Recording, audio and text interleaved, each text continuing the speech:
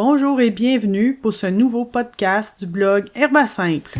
Je suis Mélanie Ricard-Quirion et dans cet épisode, je vous parle de 3 herbes culinaires qui peuvent faire une différence. Les herbes culinaires, c'est ce petit coup de pouce vert que vous ajoutez à vos aliments pour les transformer en plats délicieux. On peut se les procurer facilement, que ce soit dans le jardin ou simplement au marché du coin. Elles ne sont pas seulement là pour réveiller vos papilles, non. Leur mission secrète, c'est prendre soin de vous. Nous allons explorer ensemble les 3 herbes culinaires qui peuvent faire une différence sur votre santé si vous les consommez régulièrement. La première est les feuilles de persil.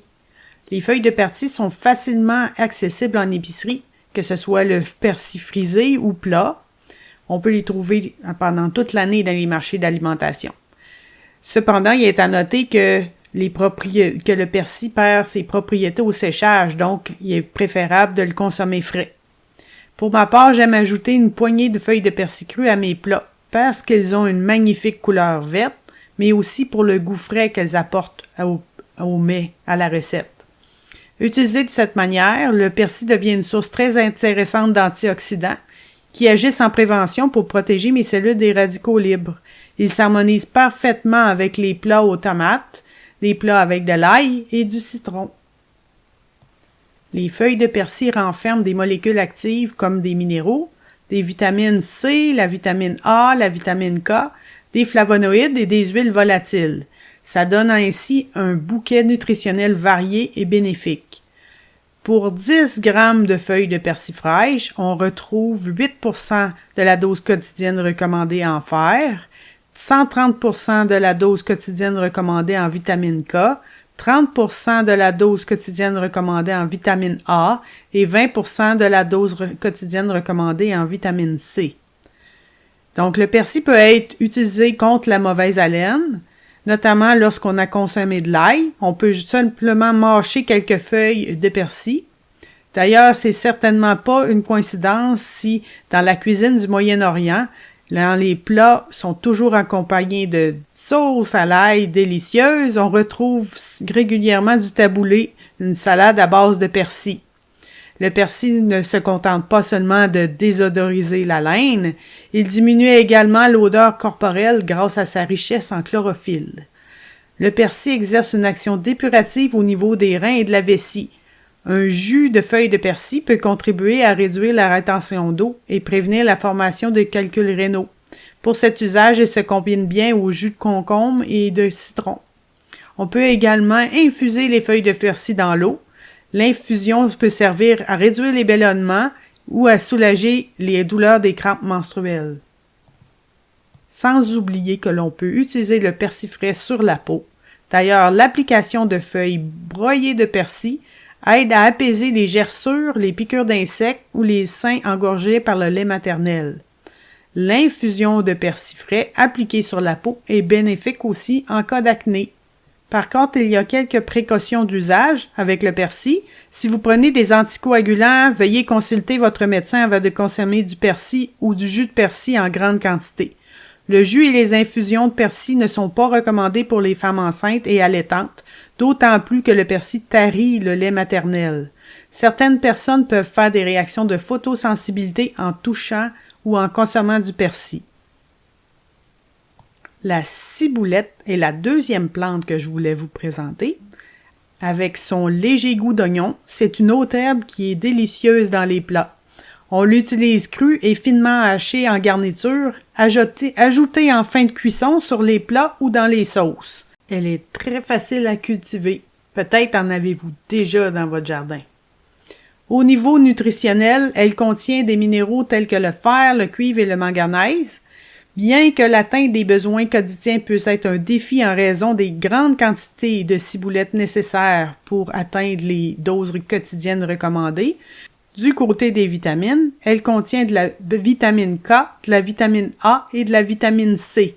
Donc, pour 10 grammes de ciboulette fraîche, on a 18% de la vitamine K quotidienne recommandée, 15% de la vitamine A et 10% de la vitamine C. Mais ce qui nous intéresse surtout dans la ciboulette, ce sont les composés soufrés. Tout comme l'ail, la ciboulette contient de l'alliine qui se convertit en allicine et ses dérivés, qui sont l'ajoène et le disulfure d'allyle. Ce sont des concentrations qui sont moindres que dans l'ail, donc il est évident que la ciboulette n'est pas aussi puissante que l'ail sur le plan médicinal. Néanmoins, la consommation régulière de ciboulette contribue au maintien de la santé cardiovasculaire en ayant un effet hypotenseur très léger. L'utilisation d'une infusion de ciboulette fraîche peut être bénéfique pour traiter les maux de gorge. Les composés soufrés présents dans la ciboulette sont reconnus pour leurs propriétés antibactériennes, antifongiques, antivirales et antiparasitaires, qui contribuent ainsi à renforcer le système immunitaire. En fouillant sur le web, j'ai trouvé qu'on peut préparer une huile de ciboulette pour stimuler la repousse des cheveux. Pour ce faire, on mixe une poignée de feuilles de ciboulette avec de l'huile d'olive, puis on applique ensuite le mélange sur les cheveux en moussant doucement sur le cuir chevelu. Je ne l'ai pas encore essayé moi-même, mais il paraît que ça renforce la racine des cheveux et améliore la circulation capillaire. Si vous tentez l'expérience, donnez-moi des nouvelles.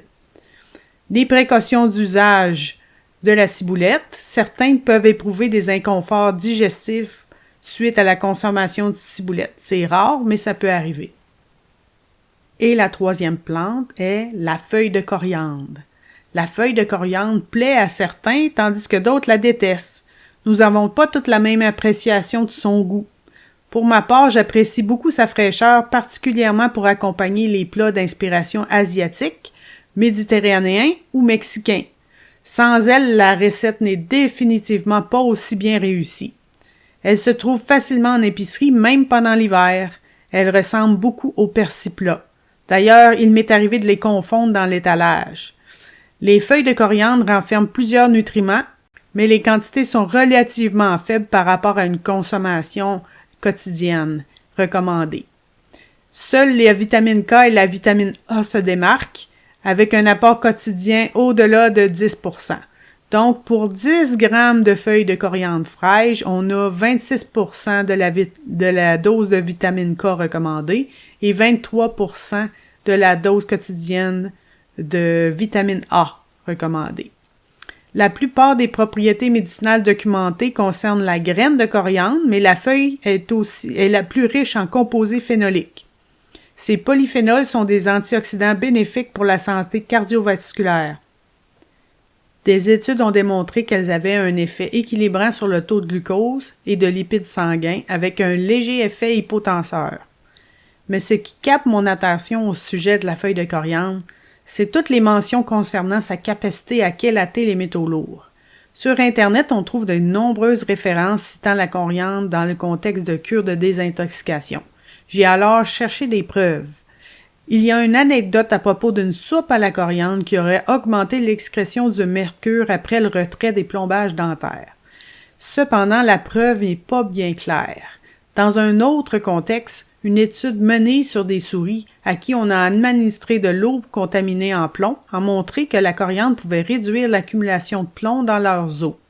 Cela semble vraiment très encourageant, n'est-ce pas? Le hic réside dans le fait que la quantité de coriandre nécessaire pour obtenir ce résultat semble être astronomique par rapport à une consommation quotidienne normale. Bon. Malgré tout, je me dis qu'on pourrait plutôt considérer la coriandre avec un effet préventif sur l'absorption des métaux lourds provenant de notre alimentation sans nécessairement parler d'intoxication aux métaux lourds. Donc, d'après mes investigations, il serait bien avantageux de combiner la coriandre avec une plante diurétique comme le persil pour s'assurer que les métaux lourds sont évacués efficacement à chaque consommation. Outre cela, la feuille de coriandre est utilisée pour ouvrir l'appétit et pour favoriser la digestion. Elle peut nous être utile pour calmer les nausées, rafraîchir la laine et diminuer les brûlures d'estomac. On peut aussi en faire une infusion pour atténuer les allergies saisonnières.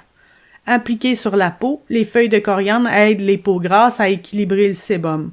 Le plus simple est de passer les feuilles au mixeur pour en faire une pâte et l'appliquer sur le visage.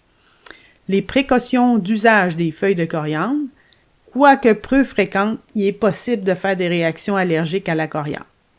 Alors sur ceci, je vous dis à la prochaine et allez visiter mon blog qui est sur www.herbasimple.com. www.cultureprovençale.com.